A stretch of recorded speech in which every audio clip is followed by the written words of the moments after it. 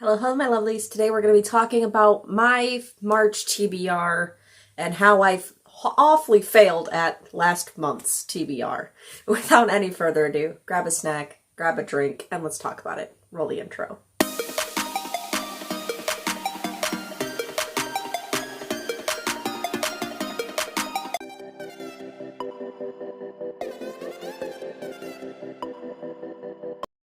I know I did a February TBR video, and some of those books made it to this month's TBR because I labeled it as an ambitious TBR because there's always a lot of things going on recently, and getting like 4 books in, including one that is like double as big as other ones, was kind of like not good for me to put on my TBR, so of course I did not reach last month's goal.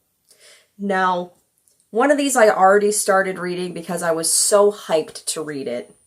And the other 2 are ones that I did not read from last month. So they kind of rolled over to this month because I want to put them in. So let's just jump into it. Our first book is the book I am currently reading. This is a book that the first one I read last week. I think last week or a week ago. Whenever recently, was the Inheritance Games. This is the second book, The Hawthorne Legacy. Now, this is by Jennifer Lynn Barnes. It is the second book in the Inheritance Games series. I don't know how many books that she plans on making, but this one is a continuation of the first, and it follows the story of Avery Grams, who found out in the first book that she has inherited a whole lot of money, and she doesn't really know why this old man left her all this money. Now, in the second book, we are figuring out some loose ends from the first book. It is a mystery story. Things are more dangerous in this book, it seems. There's a lot of issues with like family, found family. I'm only about a quarter of the way through, so I don't really like have a this is good or this is bad, but it's just kind of, starting to get good. Things are just starting to pick up. So that is the book that we've got so far. I will read you the inside. Overnight, Avery Grams went from sleeping in her car to a billionaire heiress. Now ensconced in a world full of opulence, riddles, danger, and family secrets, Avery is on the hunt for the one person who might hold all the answers to her questions, including why eccentric billionaire Tobias Hawthorne left his entire fortune to Avery, a virtual stranger, rather than to his own daughters and grandsons. Avery has a DNA test to prove that she's not Hawthorne by blood, but cryptic clues begin piling up, hinting at a deeper connection in the family. Soon, Avery finds herself pulled into another game that is just as twisted as the first. As she works her way through each puzzle after puzzle, it becomes clear that nothing is what it seems. Grayson and Jameson, 2 of the enigmatic and magnetic Hawthorne grandsons, continue to pull Avery in different directions, and it's getting harder to tell who her allies are and who will stop at nothing to see Avery out of the picture by any means necessary.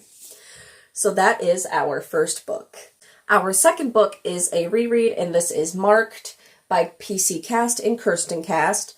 This is a story about Zoe, who is a vampire.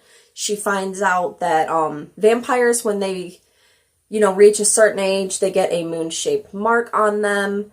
And she finds out that she has powers that no one else has. This is an entire series. I think it has like 2 spin-offs.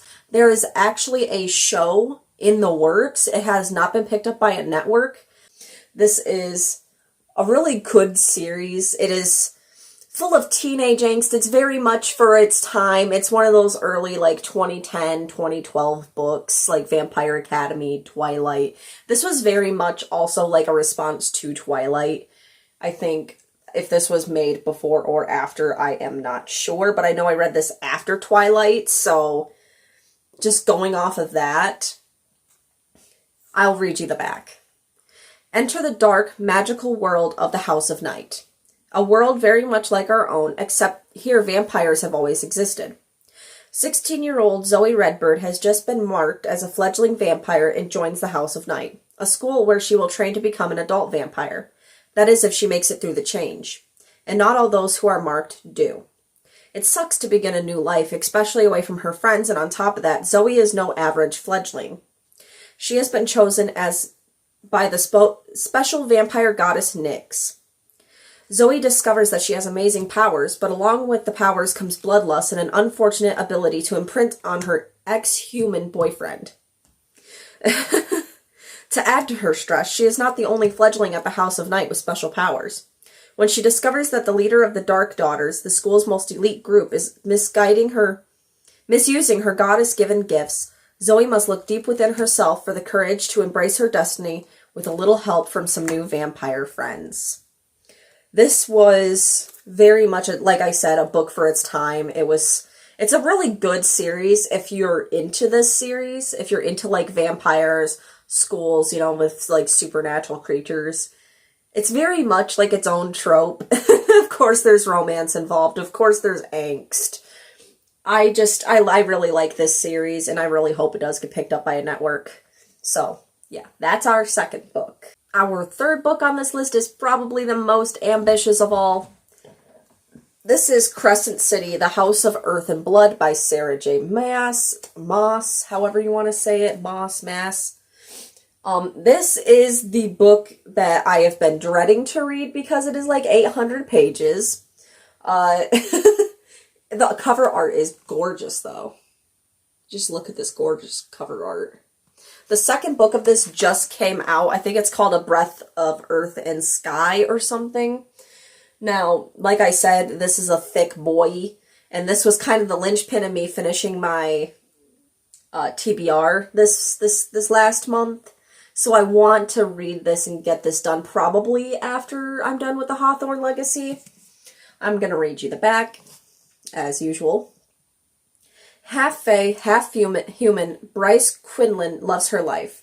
Every night is a party, and Bryce is going to savor all the pleasures that Luthinion, also known as Crescent City, has to offer. But when a brutal murder shakes the very foundations of the city, Bryce's world comes crashing down. 2 years later, Bryce still haunts the city's most notorious nightclubs, seeking only oblivion now, trying to put the past behind her. When the murderer attacks again and an infamous fallen angel, Hunt Alethar, is assigned to watch her every step, Bryce knows that she cannot forget this any longer. As Bryce and Hunt find to unravel the mystery, the threads they tug ripple through the underbelly of the city, across warring continents, and down in the deepest depths of hell, where things may have been sleeping for a millennia are beginning to stir. So, that is Crescent City. Like I said, the second one came out, and it is just as thick as this one. So that's a lot to read. So yeah, that is my TBR for this month. What are you guys currently reading? What books are you guys wanting to read this month? I know spring is coming, but I kind of just see a book I want to read, or I hear lots of good things about it and I want to read it, kind of like this Crescent City, or like I did with Court of Thorns and Roses, which was the first Sarah J. Maas book that I read. So yeah, that's kind of my TBR. It is very much less ambitious than last month's, because I learned my lesson from last month. So yeah, answer all my questions in the comments below. Let's talk books. I really like making these book videos, because that's what this channel was meant for, was to talk about books and, post book reaction videos and stuff. If you want to watch my first book reaction video, I did one on the book Splintered by A.G. Howard, which I think is hilarious. I really had fun making that video and recording my reactions because I make my own self laugh with those. So if you want to, please go watch that. And I plan on making more reaction videos, so let me know all your thoughts about that in the comments below as well. I love you guys so much. I hope you guys have a great day. Happy reading.